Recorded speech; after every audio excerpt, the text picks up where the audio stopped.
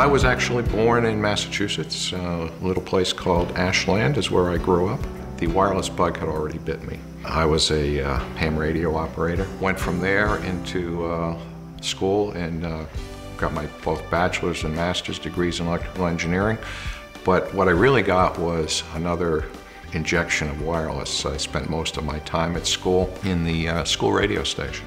So when I got to the end of school, I had a professor who said to me, son, what are you going to do when you leave here?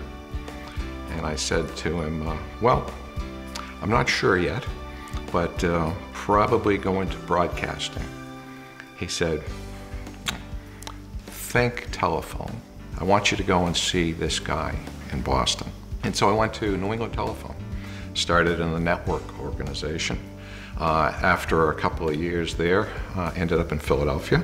The opportunity was presented to me to go to this little wireless company up in New Jersey. I found myself in late 1989 in the AMPS building, working for Bell Atlantic Mobile Systems. It wasn't a very big network and it wasn't a very big budget, but I was presented with the opportunity to try out this new system that I was now running.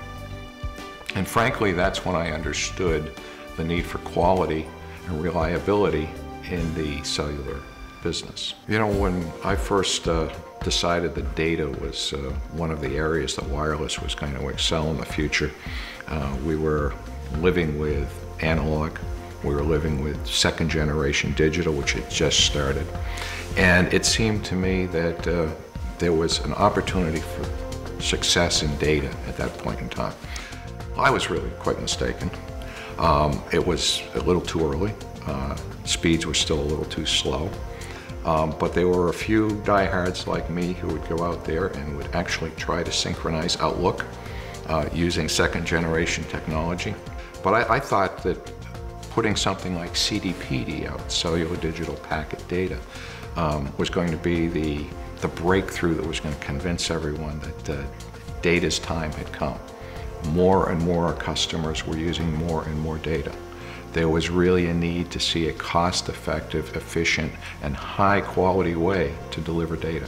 When you get beyond that and you see the evolution to third generation and fourth generation, and you realize that it's an IP-based evolution that's occurring, you recognize that the opportunity exists for wireless to be every bit as important a carrier of that IP bit stream as any wired technology could ever be.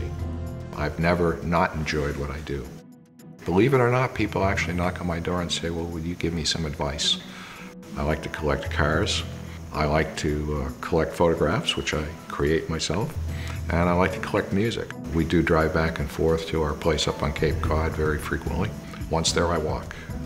Walk 4, 5, 6, 7 miles is nothing to do on a daily basis. We've visited an awful lot of cathedrals because I also like architecture. But in those cathedrals are pipe organs. And I've actually collected dozens of pipe organ CDs from around the world. If there's nothing else that I want to be remembered for, it's to be the guru of quality, the guru of reliability. There was a process that we instituted back in the very early 1990s of going out and driving the roads on a predetermined schedule, not only checking our own network, but checking ours against our competitors' networks.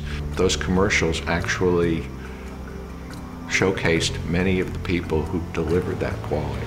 Can you hear me now? Can you hear me now? Can you hear me now? Good. So yes, Can You Hear Me Now is all about the network team.